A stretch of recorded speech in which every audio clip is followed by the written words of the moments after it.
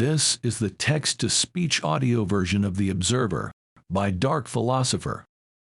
To read the full article, including analysis of trends we're observing and other content, or to join the conversation, check us out on Substack at darkphilosopher.substack.com or on Twitter at Observer Trends or anywhere podcasts are broadcast.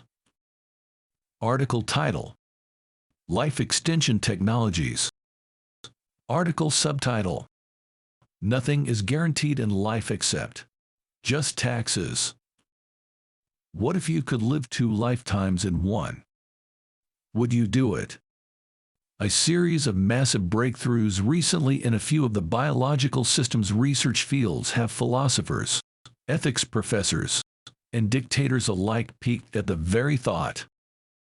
So naturally, they have questions.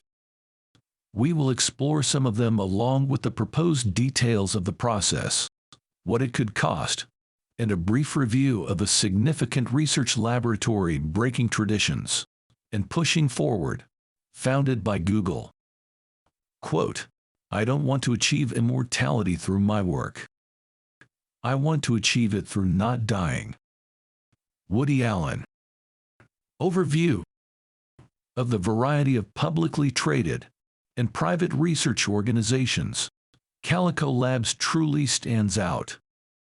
Not only is Calico a subsidiary of Alphabet Inc., Google's umbrella company, but Calico is breaking with a century of previous traditions by leaving behind the known limitations of academic and laboratory research, combining the best minds in both disciplines into one lab. To top that off, Calico's current CEO is none other than Arthur D. Levinson, who you would remember if you read this article. If that doesn't get you excited, check your pulse. Quote, "We are not a traditional biotechnology company, nor are we an academic institution. We look to combine the best parts of both, without the restraints of either." Calico Labs, an Alphabet company. To start, we need to address the 2 main avenues of research that build the backbone of this cutting-edge research in life extension technologies: diseases caused by aging and degeneration, and aging technologies. The first addresses specific degenerative diseases that plague humanity, and the other addresses explicitly the causes of aging, seeking not only to stop or slow aging, but to reverse the process entirely.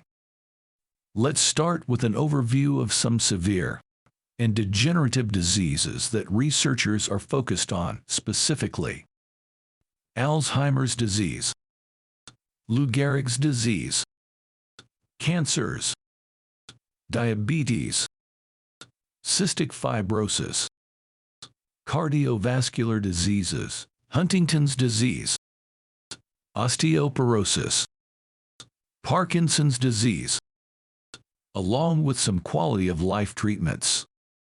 Retinal degeneration, loss or depreciation of eyesight, balding, wrinkles, vitality, energy, focused degenerative disease, and some quality-of-life treatments follow the same trajectory as most of our current advancements in medical care, and will be included in private medical insurance schemes. How so? It's basic economics. No private insurer wants to pay for expensive continuance of care treatments when the cure is cheaper. Help drive more investment into these critical industries by spreading awareness. An example with Parkinson's disease. A 2017 study of people living with Parkinson's disease estimated the quantity at over 1 Planck mass Americans with this particular disease, which will increase as our aging boomers enter the above 65 category circa 2030, which is the highest prevalence group for this condition. With a current estimated medical care cost of over $25 billion a year, and another $27 billion in additional costs, An exciting knock-on effect for our private health insurance schemes will arise where it becomes economically cheaper to cure someone of Parkinson's than to continue care. At first consideration, this may seem obvious, but this situation may present some interesting challenges we will discuss further in the article. It's yet to be seen if the potential of an extra $50 billion a year in medical costs and services being cured in just this one disease segment will impact rising insurance costs for average Americans. Shed the old, in with the new. What would the process of aging look like? As per the researchers working on various projects, and like all technology, it will get better and cheaper with time. However, a life extension procedure could be quite taxing on the human body and require a substantial investment of money and time. Estimates suggest a patient would need to consent to be put into a medically induced coma for a month or two while scientists work your cells into a whole new you. Calico Labs. Described by the researchers as an excruciating and tedious process to start, this will improve and shorten in duration over time. Within a decade after this procedure is made available to the public, researchers are projecting the total procedure time could rapidly fall from a month to a week to even a few hours of an outpatient procedure, depending on your level of cellular damage. Read age. Initial costs. Upwards of $200,000 to $1 to $2 million for the first, not so lucky few who elect for this option. As time rolls on, the prices will come down. Scientists will figure out drug complications, and its access will broaden to the upper and middle classes for the chance to do it all over again. Now, before you balk at the high price, consider the benefit. You, or your children, would essentially get your first life for free, allowing you the opportunity to save, invest, or insure yourself for the expensive procedure. Effectively, this means you could work, save, and invest for the first 30+ years of your current life, then age yourself back to your preem 20s. Then, as the technology evolves, and outpatient care costs would drop significantly and predictably, allowing you to age another decade or two before readjusting time in your favor. Not a bad deal. So, what's the holdup? Beyond the dedicated research scientists are performing and the critical breakthroughs already discovered, we also must consider the safety and efficacy. Does it work? Standards imposed by the Federal Drug Administration. Every new product or technology to market must follow a standardized regime of testing and observation to ensure compliance with our health and safety regulations. This process is broken into two main segments: pre-application testing and FDA new drug application, and looks something like this. Stage preclinical, vitro testing cells and vivo animal plus, computer modeling. 1 to 6 years span. Stage 1. Human trials, 20 to 100 participants. 6 months, 1 year span. Stage 2. Advanced human testing, 100+ human participants. 1 to 2 years span. Stage 3. Advanced large study, 1,000+ human participants. 1 to 4 years span. Start FDA new drug application NDA process. Stage 4. FDA post-approval research and monitoring. Long-term effects monitoring. Marketable, limited market release. Mass market release. Looking forward.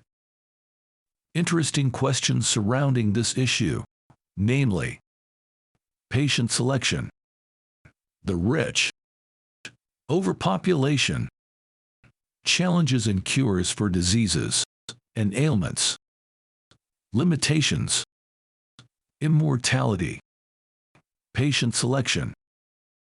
Let's start with dictators. The ethical question is if a country's supreme leader is a known psychopath or despot. Should they be allowed to extend their reign of terror? What can we do to stop them, even if we disagree with them getting the procedure? Do we start a war? Do we send SEAL Team 6 in the middle of the night to their hospital bed? It's a fascinating question that doesn't have an answer. We can take a moral stance and make declarations. But what if the leader was elected? What if another country presumes our duly elected leader is a despot and wishes to enact their own life-unextending procedure with surgical precision? Murderers, prisoners, and the law. That brings us to a domestic issue of murderers and those serving life sentences in prison. To start, a life sentence in prison isn't that long, ranging from about 25 to 40 years, depending on the case specifics and the egregious nature of the crimes. Even over an average lifespan, 25 years with a chance of parole in 10 to 20 is that long. That, of course, assumes the charges are simply murder, aggravated assaults, breaking and entering, and a variety of secondary charges like an assault with a deadly weapon with intent to harm, and other charges quickly bring the total above the life sentence. The question remains, if someone has already had the procedure and then commits a heinous crime, should they receive extra time in prison because their biological clock is turned back? Do we need to create special provisions within our federal statutes to address this issue? I need more than the idea to convince me. A crime is a crime, and the punishment should fit the deed.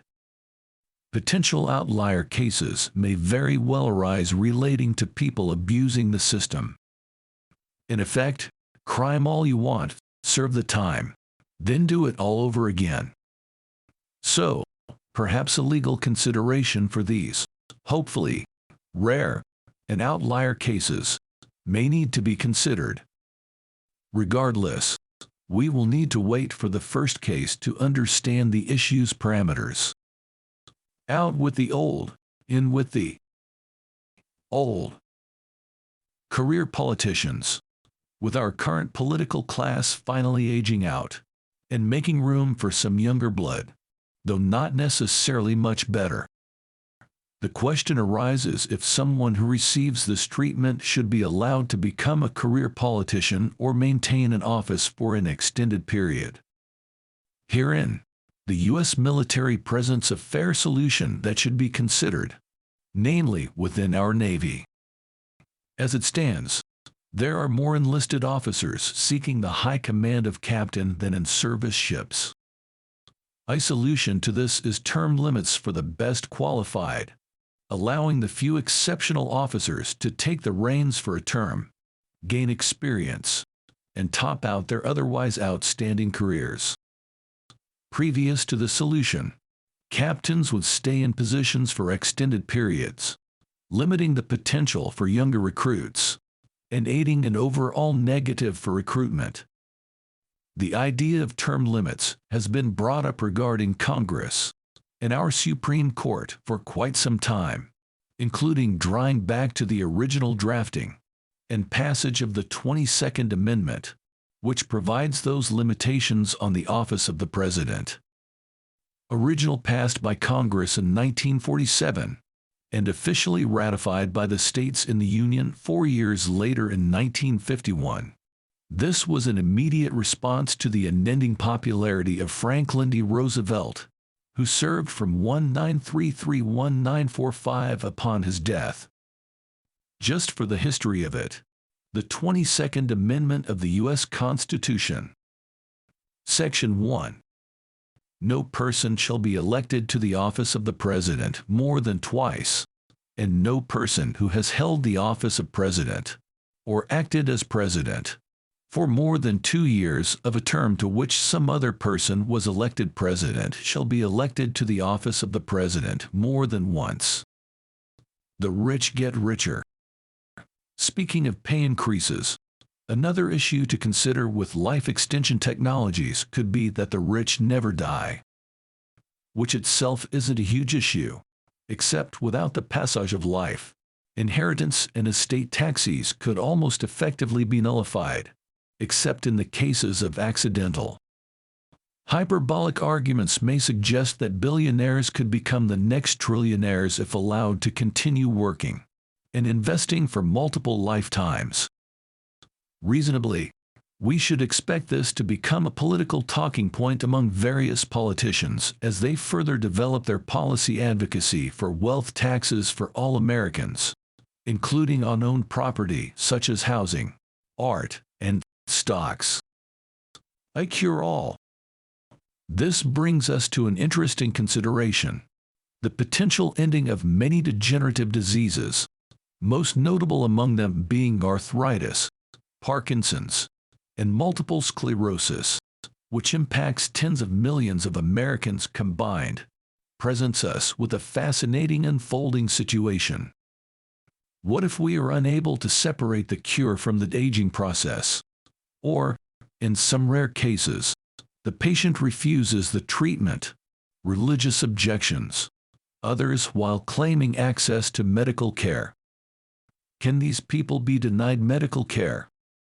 Should their decisions be respected, even at great expense to private insurers, public health services, and strained resources? These big questions will need to be considered, or even litigated through our legal system to find a resolution.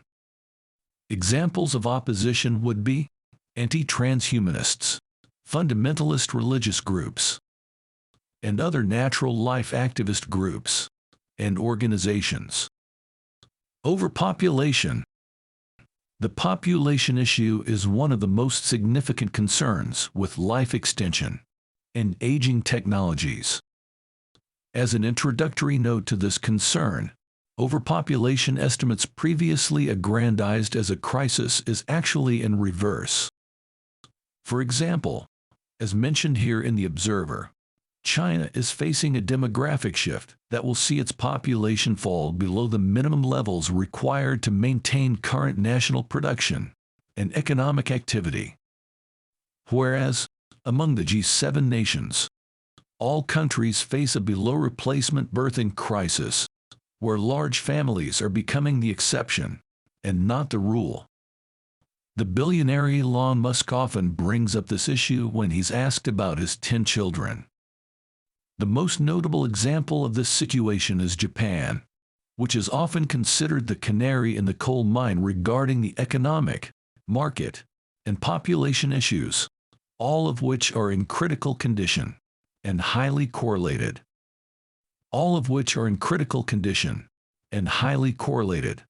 It is often speculated that the economic and market conditions drive lower birth rates and coupling of Japanese citizens. Of serious note are the activities of the Central Bank of Japan, which is not so commonly known to be the investor of first resort within the country, currently holding over $500 billion worth of publicly traded stock from the JPX, Osaka Securities Exchange. The BOJ is accused of manipulating the stock market with its limitless cash purchases. It has even been witnessed actively buying newly listed EPOS to shore up and control official and unofficial inflation. Furthermore, criticism is now vigorously thrown towards our own central bank after they violated their governing legislation, which limited their ability to actively participate within publicly traded markets through the use of subsidiary companies and investment banks with active Fed accounts. As they say in some circles, so goes Japan, and so goes the world. Therefore, I don't put too much stock in this overpopulation issue, even though it's probably the most actively discussed among academics. But, predictably, We can expect this to evolve into a problem once mass market services for aging technologies and cures are made available to everyone. Which presents an interesting question for you to consider. Would you accept mandatory and irreversible sterilization if it meant you could live forever? Would you choose the natural path? You could have as many kids as you wanted in your first life, so these issues might need more planning by families as they move along in development. Quote, "The only thing wrong with immortality is that it tends to go on forever." Harb Khan. Immortality, the holy grail of modern medical science. Of course, you could still get hit by a bus walking down the street, but the idea has intoxicated leaders and empires for millennia or more. Immortality could become a reality within our lifetimes, allowing people to live for hundreds of years if they can avoid an accident. Of course, you could still get hit by a bus walking down the street, but the idea has intoxicated leaders and empires for millennia or more. Which begs the question, what then? What would people do if they didn't have to worry about slowly dying? Well, that's when everything in our society gets exciting. I'd imagine you can think of at least 3 things you would want to do, but consider this. Our nearest habitable planet is Alpha Centauri, and it's only 4.74 light-years away. Centauri circulates within what astronomers call the circumstellar habitable zone, commonly referred to as the Goldilocks zone. With advancements in these technologies and others, we could work towards becoming a Type 1+ civilization by sending colonies of willing participants off into the stars to seek new unknowns, new elements, and even new cures and technologies. The possibilities are nearly as endless as the universe itself. Conclusion.